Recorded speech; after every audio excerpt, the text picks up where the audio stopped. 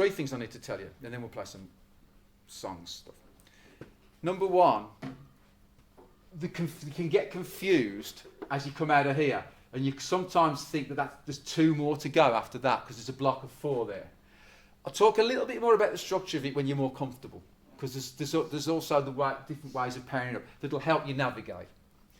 But as you can see, playing's far better than me talking. So sometimes, did anybody go early on the D? Yeah.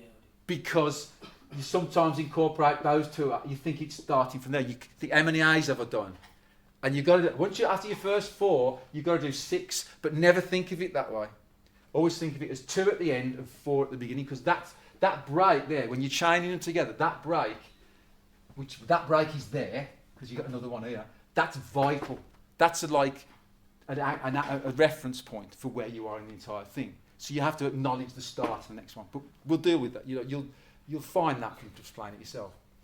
So what was the other thing? There was something else.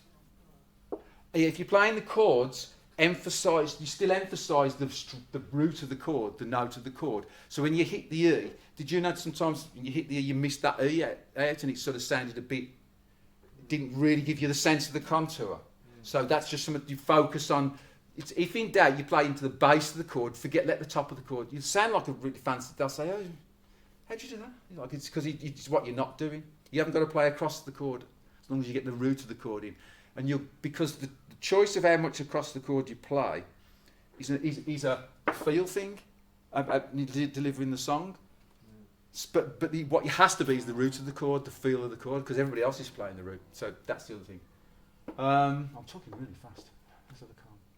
That's it really. And also, just the last thing is that was the question. It's like I've already said about sometimes you can feel you're in the middle of it and you get lost.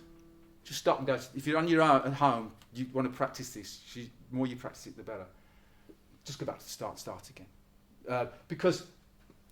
My third question, which I remembered at the last, is: does anybody start to feel it as a shape, as opposed to just you feel the movement, so you can actually anticipate what it feels like as you go to the D?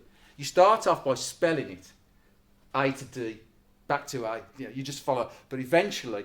You can feel when it's coming up, that's the time, but you also the feel is about the way the movement as you move through it, what the movement feels like. Did anybody get that so far?